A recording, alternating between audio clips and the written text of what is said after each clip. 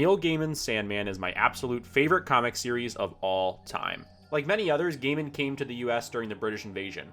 And while many associate the period with an influx of music from the likes of the Beatles, the Stones, and Pink Floyd, not many know that the movement brought about some of the greatest comic talents in all of history.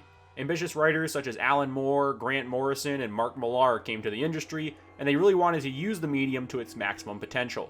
Many of these greats would publish books under DC's Vertigo imprint, which was their mature reading line. Under this Vertigo imprint, many of the greatest comics of all time would be published. Garth Ennis's Preacher, Grant Morrison's Animal Man, Alan Moore's Swamp Thing, Warren Ellis's Transmetropolitan, but out of all of the groundbreaking works to come out from Vertigo, I don't hesitate to call Neil Gaiman's Sandman the best. The book is truly a story about stories. We follow the god of dreams, Morpheus, as he works to rebuild his kingdom after being captured for several years. The story balances nearly every genre of storytelling: fantasy, mythology, superheroics, but every so often, Neil Gaiman adds horror to his Sandman book, and when he does, he goes all out. Today we look at Sandman number 6, 24 Hours, the most deeply disturbing issue of the entire Sandman run, and almost certainly the scariest comic of all time. It's genuinely hard to make a comic scary. Nearly every other medium works to make great horror stories. Movies and television have the audio element, and that not only makes jump scares work, but it adds music to the mix. Some of the best horror movies of all time would be nothing without their phenomenal scores. These haunting tones bridge the audience into the world of the story. Additionally, the non-interrupted movement of the screen keeps us from getting out of the story. It's not like a book where you can put it down at any time. In a movie, the visuals keep coming without a pause. A good horror movie makes you feel trapped, just like the characters in the film. And even though books don't have this advantage, they allow the audience to get really into the head of the characters. Look at any popular Stephen King novel. We feel the fear of these characters because King describes them in great length. Writers can spend time developing these characters so we truly fear for their lives. But with comics, it's a lot harder. You lose the audio of movies, and you also don't have the length of a novel to get invested in these characters. But in just 24 pages, Neil Gaiman crafts a tale that is just as haunting as any good horror film or novel. So how does he accomplish this? Setting is key to horror. In fact, it's almost more important to horror than any other genre.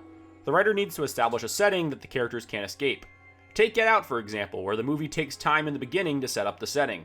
Chris learns that he can't trust the cops because they racially profile him. And because Chris can't get help from the setting around him, it makes it even more tense. And in 24 Hours, Gaiman creates a truly disturbing setting. But it's not a haunted house or a cemetery or a lake built on an Indian reservation. Gaiman sets the entire issue in a diner. Now, a diner isn't traditionally scary. In fact, they're probably the opposite of scary. It's not some super creepy mansion or castle that's hidden from the public. In most horror, the setting is scary because it's isolated. The place is either abandoned or torn down. But how can Gaiman make the most public of places seem horrifying? Well, he does this by keeping the entire issue set in the diner. The entire issue, there is never a scene that takes place outside of this diner. The only connection we have to the outside world in this issue are these news reports about the world falling into Armageddon. By never taking us out of the diner, Gaiman creates a claustrophobic space. The characters feel trapped even before we find out that they are literally trapped thanks to Dr. Destiny's mind control powers. But now that the scene is set, how does Gaiman make the story itself terrifying? Gaiman does what every good horror does by mastering suspense and build-up. Gaiman was inspired by Peter Greenaway's 1988 art house film Drowning by Numbers, and the film A Count from 1 to 300 organizes the story, and Gaiman wanted to structure the story in a similar way. His plan was to take each page in the 24-page comic and make the characters commit increasingly unsettling acts throughout them. But this format didn't give Gaiman the room to set up the exposition for the story. Instead, Gaiman starts the issue by introducing us to the characters in the diner. We learn about the waitress who writes stories about the lives of her customers. She likes the power of giving them happy endings. We learn of her aspirations to publish her works and become a famous writer. And we also learn of some of the other customers. We learn of this one character who's in a same-sex relationship, and it puts a wedge between her and her parents. Each of these characters have desires, and by setting up what these characters want at the start of the story, it adds stakes. If the characters don't make it out by the end of the issue, there are real things that they won't be able to achieve or solve. And once Gaiman sets up the characters, he pans to the decrepit man sitting in the back of the diner, and it all begins. Instead of splitting the issue into 24 pages, Gaiman divided the story into 24 hours, where each hour Dr. Destiny forces the people in the diner to commit increasingly horrendous acts. And this structure adds tension and inevitability to the story. By starting at hour 1, we as the audience want to know what happens at hour 24.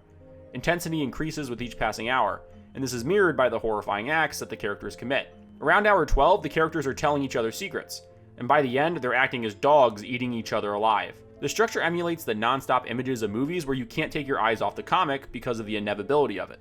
There's no break between each hour, and we have to know what happens when we get to the end. But that's not the only way Gaiman builds tension. At the start of the issue, the waitress character mentions that she always gives her stories a happy ending because she knows when to stop. If you go far enough in any story, it's always going to end in death. Well, at the start of the issue, this seemed like a nice little thought by the waitress, and now makes us think about the other end of it. What if the story keeps going? This story will eventually end in death. And that's exactly what happens. By the last hour, all the characters lie dead on the floor of the diner. And in this entire issue of Sandman, the Lord of Dreams doesn't appear until the last page. The fact that this is only the 6th issue of the series honestly makes the issue more terrifying. We don't know much about Morpheus yet.